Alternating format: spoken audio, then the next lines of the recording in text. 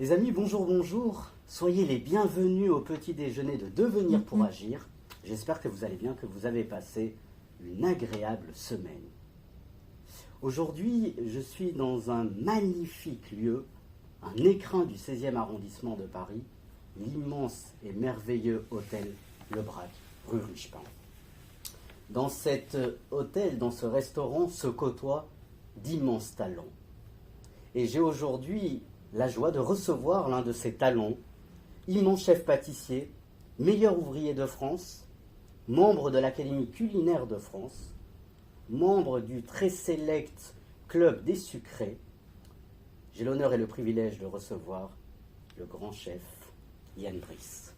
Yann Brice, bonjour. Bonjour, merci. Soyez le bienvenu et merci de me recevoir. Merci à vous. Chez vous, puisque nous sommes chez vous. Je voudrais commencer, chef Yann, par une citation d'un écrivain, Michael Kruger, qui, pour se présenter, soulignait « J'ai appris que je ne suis rien, et pourtant, je suis. » Et vous, Yann, qui êtes-vous?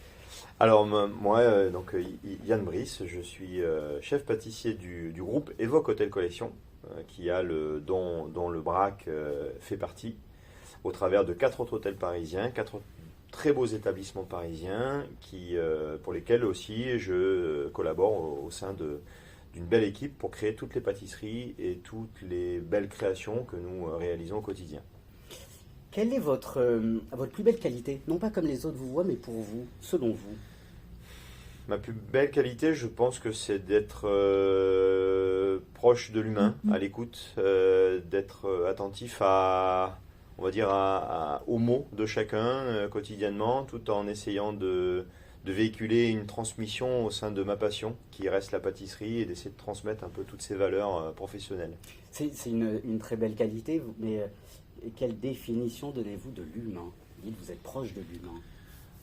Moi, je trouve que l'humain reste à part entière un élément important de mon métier, du professionnel, parce que on fait un travail de geste, un travail d'humain, où la réflexion s'associe à la fois à la sensibilité technique, et l'humain reste l'élément important de cette réalisation. On ne peut pas avoir une qualité optimale si on n'a pas une formation, une transmission au travers de toutes ces générations. Je veux dire, moi-même, j'ai appris auprès de d'autres grands chefs, et je pense qu'aujourd'hui, une des valeurs, c'est de transmettre un peu cette philosophie professionnelle à l'humain. C'est super parce que on entre complètement dans la discussion. Je pourrais résumer ce que vous venez de dire avec 2 groupes de mots, le savoir-faire et le faire savoir. Exactement. Et la technicité et ça. La transmission. Et nous allons revenir là-dessus, chef Yann. Quelques questions de sémantique. Comment définissez-vous la pâtisserie? Première question. Et deuxième question, qu'est-ce qu'un pâtissier? Moi, je définis la pâtisserie par un plaisir qui reste important parce qu'il fait partie des grands événements, déjà. Il fait partie des anniversaires, il fait partie des fêtes de famille, il fait partie de ces moments importants de réunion, de cohésion autour d'un bon moment, à la fois lié au plaisir du goût et au plaisir du partage, puisqu'on va partager souvent une pâtisserie. On va créer une émotion gustative, un plaisir. Et je trouve que la pâtisserie, c'est ça, c'est créer un lien fort au travers de moments importants.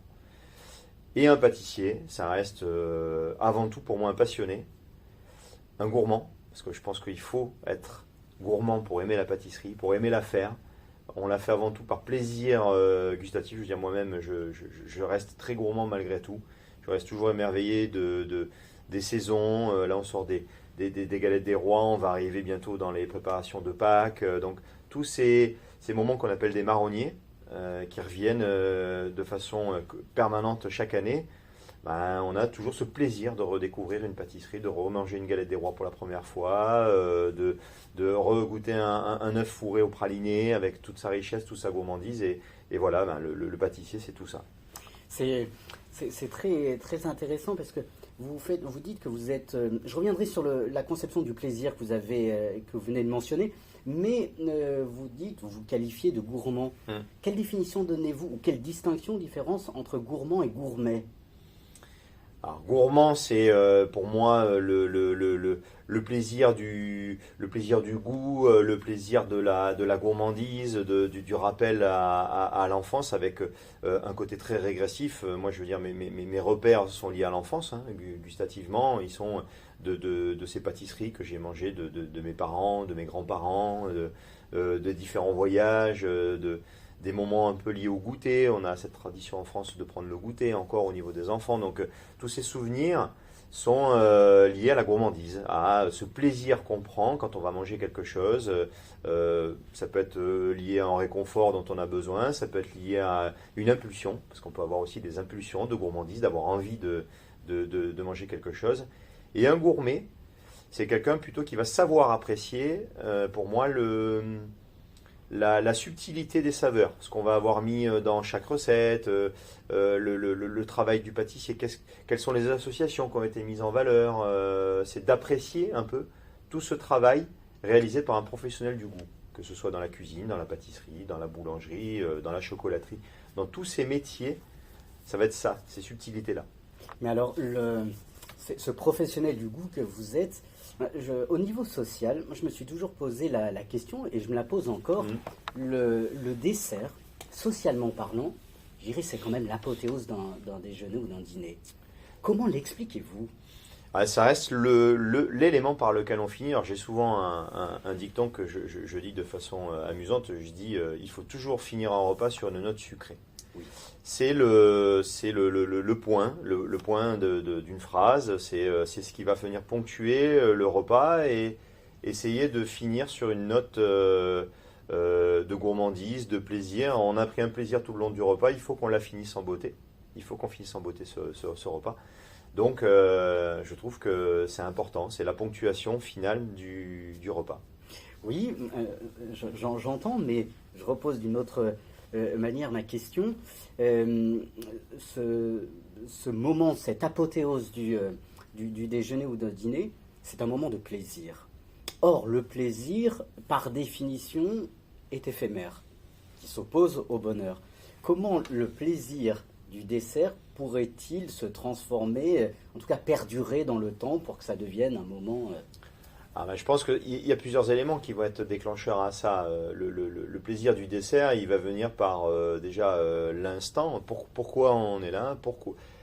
Déjà, je pense que le lien, il vient de là. On a un repas pour un anniversaire, on a un repas spécifique, on a un repas en amoureux. Donc, ça va créer un marqueur intellectuel qui va se dire, ah, on a passé un bon moment, parce qu'au-delà du moment en lui-même, on va y associer à ce moment un repas qui va être peut-être sublimé par le travail du professionnel qui va être en arrière, le cuisinier, le pâtissier, qui vont faire de ce moment un moment important dont on va se souvenir, et on va associer à la fois le plaisir de la pâtisserie au plaisir du moment.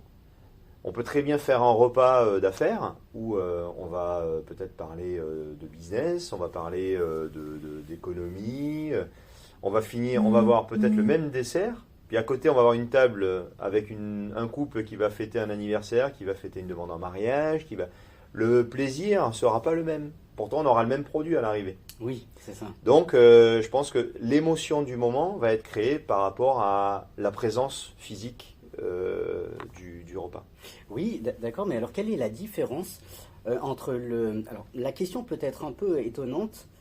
Quelle est la différence entre un cuisinier et un pâtissier? Parce que le cuisinier, par définition, peut aussi faire des desserts. Bien sûr. Après, on fait le même métier, mais sans réellement avoir les mêmes contraintes. Nous, alors, on va distinguer deux choses. Je vais parler de l'activité d'ici. C'est qu'ici, on va avoir une cuisine qui va être brillante, qui va être savoureuse. Nous, on a ici un concept de pâtisserie qui fait qu'on vend aussi les produits emportés. Donc on n'est pas du tout sur le même travail. Le dessert assiette ou la cuisine, ça reste très souvent de l'éphémère. C'est-à-dire que ça sort de la cuisine, ça part, ça doit être chaud, ça doit être la cuisson précise, juste. Ça part, hop, on déguste, on mange. Donc c'est très rapide dans l'intellect. La pâtisserie, On a beaucoup plus de préparation en amont. Il faut que ça passe au froid, il faut que souvent on ait certaines saveurs qui maturent, qui se développent un peu dans le temps. Et en même temps, nous, ici, on doit faire en sorte que le gâteau doit être transportable. C'est-à-dire que quelqu'un doit pouvoir l'emmener. Donc on ne peut pas avoir la même, le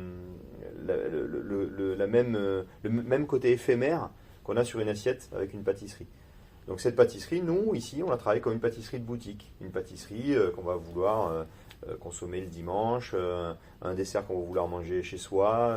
Et c'est cette subtilité, elle est différente par rapport au cuisinier. Même si on fait le même métier, nous, je pense que on a un ingrédient important qui, je pense, va créer cette sensation plus importante de plaisir que la cuisine, c'est le sucre.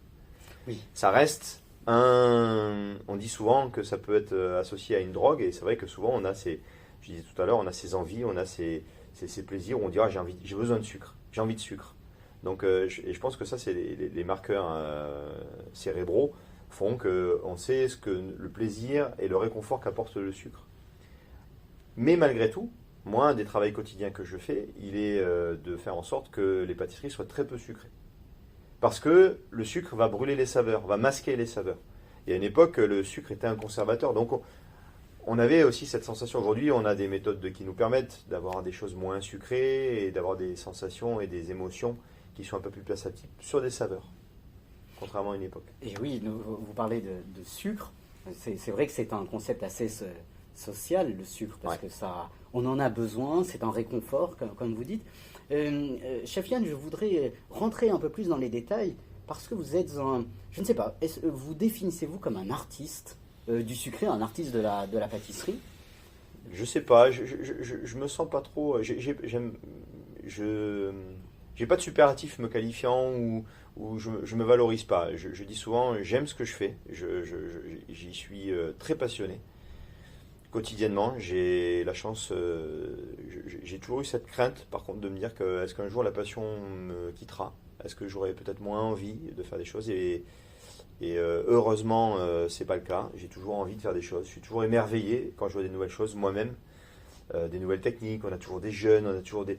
Notre métier, il est beau pour ça parce qu'on pense qu'on est arrivé au bout à chaque fois de quelque chose. Et il y en a toujours. Il y a quelque chose de toujours nouveau qui naît. Et je suis le premier émerveillé à découvrir des choses, à goûter des nouvelles saveurs, à goûter des choses un peu créatives. Donc, me sentir artiste, non. Par contre, j'aime donner un côté artistique à ce que je fais. Mais je ne me valorise pas en me disant je suis un artiste. Oui. Voilà. Alors, vous êtes, il me semble, dans votre travail, vous êtes le spécialiste, et je dirais que la pâtisserie réunit les 5 sens. Complètement les 5 sens. Ma question, et je voudrais rentrer dans le savoir-faire, dans cette technicité, ce savoir-faire que vous avez. Je rappelle que Devenir pour agir est destiné à des milliers d'étudiants, donc il y a ce côté de la transmission. Quelle est la place dans votre travail, Yann, de la précision? Vous êtes C'est l'élément important de mon métier, la précision. On peut pas faire de belles pâtisseries sans être précis, parce que contrairement à la cuisine justement, où je dis souvent il y a l'instinct qui rentre énormément en ligne de compte au niveau de la cuisine. On peut avoir envie d'ajouter une épice, on va fonctionner beaucoup avec de l'instinctif. Même s'il y a des codes et des règles à suivre, il y a une grande part d'instinct.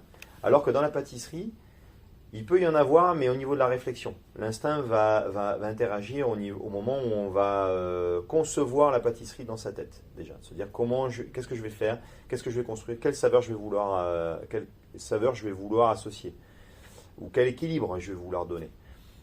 Par contre, nous, il y a des règles. On peut pas. Un gramme, c'est un gramme. C'est de la chimie alimentaire, un peu, la pâtisserie. On dit souvent ce mot-là, alors même si le mot chimie est pas beau parce qu'il est en décalage complet avec le côté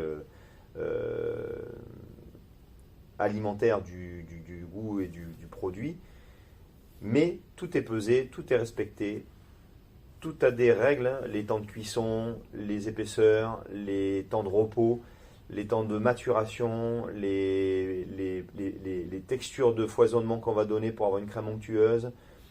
Tout va rentrer en ligne de compte pour qu'au final, ce soit un produit qui soit le plus équilibré possible. Donc, on peut pas. Puis en pâtisserie, il n'y a pas de raccourci. On ne peut pas se dire, je vais gagner du temps. Au lieu de faire reposer 1 heure, je vais faire reposer 30 minutes, ça ne marche pas. Donc, on peut pas. On est obligé de suivre des règles, et c'est souvent ce qui déplaît un peu dans la pâtisserie, ça va être ça, c'est que on va avoir besoin d'énormément de temps pour réaliser une pâtisserie, et souvent les gens prennent conscience de ça que quand ils réalisent des recettes, ou quand on fait des ateliers qui viennent avec nous et qui disent ah oui, on ne se rendait pas compte qu'il y avait autant de précision dans le geste et dans le travail. Et cette conception de la temporalité dans la confection d'une pâtisserie, est-ce que pour vous, elle vous remet dans l'instant présent? Est-ce que vous tentez de vivre dans l'instant quand vous confectionnez Pas réellement, on ne peut pas vivre dans l'instant présent parce qu'on est obligé de se projeter. Quand on fait une pâtisserie, on démarre le matin en disant bon ben voilà, aujourd'hui j'ai ça à faire, donc j'ai ça à faire, il va falloir que je commence par ça, il va falloir que je commence par ça. Et en fait, donc, du coup, on en oublie l'instant présent pour se projeter sur plutôt une journée avec une durabilité où il faut qu'on rentre dans des process de fabrication qui vont s'établir sur une journée ou voire sur plusieurs jours. Oui. Parce qu'on va avoir besoin de faire plusieurs étapes à ce niveau-là. Alors en préparant cette interview, Yann, je me suis aperçu que vous êtes un spécialiste du goût, vraiment des saveurs et du goût. Et quelle définition? Je voudrais vous donner une définition de Kant, du philosophe Kant sur le goût, et vous demander de l'expliquer, en tout cas de dialoguer avec Kant. Et je le cite: le goût normatif, ouvré, règne, et une expérience pure, désintéressée, expérience de la forme seule, qui permet l'appréciation et la création, ce qui permet l'imagination. Quelle définition, vous, et comment pourriez-vous répondre? C'est vaste, hein. C'est vaste parce que je pense qu'il y a beaucoup de vrai dans cette phrase. On est obligé d'imaginer, alors je l'entends pour la première fois, donc il faut que je me projette un peu dans cette citation. Mais je pense que tout est lié, en fait. Tout est lié. Alors, si j'ai bien compris la citation, l'imagination reste l'élément initiatif d'une création. Exactement. Parce qu'on est obligé d'imaginer d'abord pour se projeter sur une création, comme je disais tout à l'heure, sur le respect d'équilibre, le respect de texture, et puis tout en n'oubliant pas que la limite d'une création, ça reste le goût.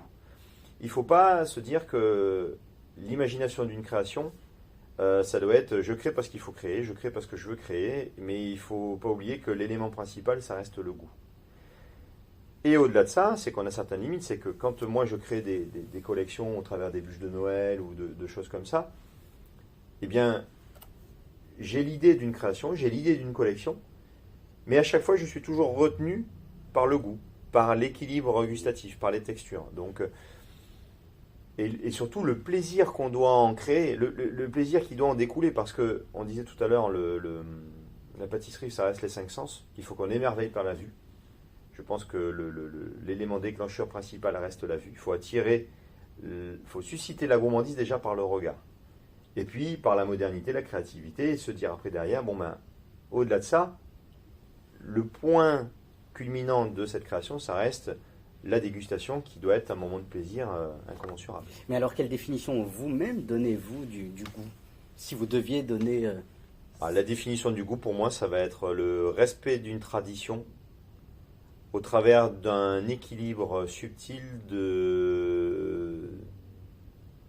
d'un temps moderne lié à lié à une émotion qui doit se décupler lorsqu'on mange le produit. Vous êtes un grand philosophe. Ouais, je sais pas si belle définition, mais voilà, c'est d'essayer de respecter tous ces codes-là pour vraiment arriver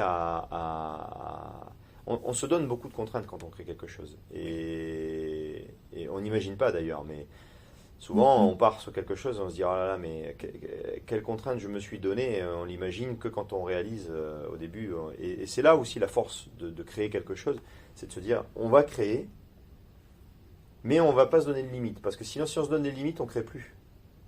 Oui, et cependant, il en faut. Et il en faut. Il faut rentrer dans un cadre. Et nous, la limite reste cette matière alimentaire fragile. On ne peut pas faire n'importe quoi avec les matières. Et puis, la matière, c'est aussi la nature. Donc, elle ne nous donne pas forcément toujours... Il n'y a pas de standardisation. même si beaucoup d'industriels essayent de le faire. La nature, c'est pas de la standardisation. Et aujourd'hui, il faut associer toute cette naturalité au bénéfice du goût. Ah oui, alors tout à l'heure, là on vient de parler du goût, tout à l'heure vous parliez du beau, de l'esthétique. C'est vrai qu'un dessert donne envie quand il est beau. Emmanuel Kant souligne de nouveau que le beau est ce qui plaît de manière désintéressée. En quoi un dessert peut-il être désintéressé si on est attiré tout d'abord par son esthétique? Alors ça, je suis un peu partagé sur l'idée parce que effectivement, l'esthétique reste, c'est ce qui va déclencher l'envie. C'est ça. Mais on peut avoir très bien envie de se dire, et c'est là où je vais reparler du côté régressif dont je parlais tout à l'heure, du côté réconfortant qu'on a envie de retrouver, c'est de se dire aujourd'hui on a un repère, et de se dire voilà, mon dessert d'enfance, moi je l'entends chez beaucoup de clients, beaucoup de consommateurs que je côtoie, mon dessert d'enfance c'est la tarte au citron, mon dessert d'enfance c'est le Paris-Brest. Et de se dire à ce moment-là, on va avoir envie d'un Paris-Brest. Mais de façon désintéressée, puisqu'on va en avoir envie par un besoin régressif de se dire j'ai envie de retrouver ce moment peut-être qui était lié à mon enfance, de retrouver ce plaisir gustatif que j'avais. Et souvent on me dit ça me rappelle le dessert que j'avais dans mon enfance. Voilà. Et là c'est totalement désintéressé puisqu'on ne va pas s'intéresser à l'esthétique, on va penser plus aux souvenirs d'enfance. Donc là je rejoins un peu le côté désintéressé. Parfois ça peut l'être, parfois je pense que ça ne l'est pas puisque le visuel va peut-être déclencher un besoin de consommation qui n'était pas forcément présent au départ. Mais c'est justement le visuel qui va être intéressé, qui va déclencher ce plaisir-là. Et alors, on a parlé du visuel, on a parlé du goût. Peut-être un autre des cinq sens qui pourrait nous interpeller, à savoir l'ouïe. Bien sûr. Est-ce qu'un dessert nous écoute ou nous écoutons un dessert? Quelle est la place de l'ouïe dans le dessert? C'est le sens qui est peut-être le moins travaillé, parce qu'on va avoir du mal à le mettre en valeur, mais il va fonctionner avec plusieurs éléments. Et on y pense souvent quand on dit on peut entendre une mousse, on va entendre ce côté alvéolé, ce côté léger, ce côté mousseux. Quand on va plonger une cuillère, on va entendre ce côté mousseux qui va réagir. Et l'ouïe reste énormément présente sur le chocolat, parce que ça claque, ça fait du bruit. On le met en bouche souvent si c'est une fine feuille de chocolat mélangée au milieu de mousse comme des strates, ça va claquer à la dégustation. Donc on va entendre ce bruit, et ce bruit va susciter justement ce côté craquant. Ça va exacerber le côté justement gustatif et faire peut-être plus travailler les papilles à ce moment-là en disant on a quelque chose qui craque, qui croustille, et puis et en même temps ça va développer des saveurs, ça va développer d'autres choses. Ça peut, l'ouïe, être un élément, un superlatif du goût, entre guillemets. Un superlatif du goût. Ouais. Oui. Chef Yann, vous avez bientôt, ça va depuis 5 ans, enfin ça va être depuis 5 ans, vous avez fondé votre propre boutique Tourbillon à Sceaux-les-Chartreuses. Exactement, sur les Chartreux. Sceaux-les-Chartreux, pardon, excusez-moi. Vous vous occupez, et on en parlait tout à l'heure hors micro, vous vous occupez de jeunes étudiants, d'apprentis, etc. Quelle réflexion pourriez-vous leur offrir sur à la fois votre travail et sur vos attentes et sur les attentes de la pâtisserie en 2023? Je pense qu'aujourd'hui, un des rôles, donc vous l'avez mentionné au début, moi j'ai gagné le titre de meilleur ouvrier de France au travers d'une belle aventure humaine et professionnelle, et dans les valeurs de ce titre, il y a la transmission. Ça reste un élément important. Aujourd'hui, c'est un titre qui existe depuis 1924. Depuis 1924, on a des professionnels. Alors le meilleur ouvrier de France, ça existe dans tous les métiers, mais dans le métier de pâtissier, on a des gens qui sont attachés à transmettre les valeurs de notre métier, à faire perdurer notre savoir-faire. On est, petite parenthèse, le seul pays au monde où un titre lié à l'artisanat reconnu par l'État, dont le titre dépend de l'État, cette transmission, elle doit être valorisée aujourd'hui quotidiennement. Donc moi j'y attache beaucoup d'importance. J'ai de l'apprentissage dans mes équipes, je mets un point d'honneur à en avoir toujours. à les former, à être à leur écoute, à leur apprendre les bonnes valeurs, essayer de leur transmettre les bons messages du métier, tout en liant un peu ça aux nouveaux modes d'attente des jeunes qui arrivent sur le marché du travail, qui ne sont pas les mêmes que nous on a eu, pas les mêmes que nos ancêtres ont eu. Je veux dire, moi je suis arrivé dans une génération, je pense, de transition où on a commencé à avoir un peu moins cet univers, cette image qu'avait le métier, d'être un métier à la dure, etc. Aujourd'hui, on essaie d'être aussi plus à l'écoute des professionnels, plus à l'écoute des jeunes, de leurs besoins, de leurs envies, de leurs attentes, et d'essayer de lier un peu tout ça au respect de notre métier, au respect de ses valeurs, parce qu'il y a des codes. Quand on rentre dans le métier de pâtissier, c'est avant tout par passion. Je pense, enfin, comme je l'ai dit tout à l'heure, il faut être, pour moi, être un bon pâtissier, c'est être passionné et gourmand. Et aujourd'hui, c'est d'inculquer ces valeurs-là. Quelles sont les valeurs liées au métier? Alors, on a un métier qui est difficile, un métier, je pense, dont on ne prend pas forcément conscience quand on y vient. Mais c'est d'essayer justement de dire, bon ben voilà, les jeunes, c'est pas aussi, c'est un métier dur, mais dans lequel on peut s'épanouir énormément. Donc c'est d'essayer de trouver ce bel équilibre-là. C'est ça, mais alors en quoi l'exigence est-elle source d'épanouissement? Parce que vous avez un métier exigeant, hyper rigoureux. L'exigence, je pense qu'elle est déjà liée au caractère de chacun. Je pense que moi, dans mes équipes, j'ai beaucoup de gens qui sont dans lesquels je me retrouve déjà. On a un caractère où on est rigoureux. On a souvent un peu ce côté maniaque, un peu, je dis moi je suis un maniaque un peu du rangement, de l'ordre, de l'organisation, de la propreté. Donc je sais pas être autrement, c'est mon caractère. Et je retrouve un peu ces liens-là dans mes équipes, même dans des jeunes qui arrivent. Et des fois, ça s'apprend. On découvre des jeunes qui apprennent la rigueur, se découvrent au travers de cette exigence-là. L'exigence, elle est liée à la précision de la pâtisserie. C'est ça, oui.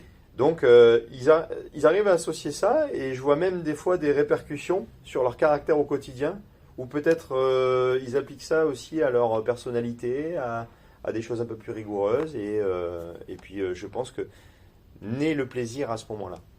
Oui, et à l'heure, et ce sera ma dernière question, parce que malheureusement l'interview va s'achever, Chef Yann, dans ce monde où l'engagement fait peur, pour certains, comment pourriez-vous les inciter à s'engager en toute liberté et pour devenir libre? Je pense que c'est un élément qui peut être difficile, parce qu'il faut trouver un équilibre entre tout.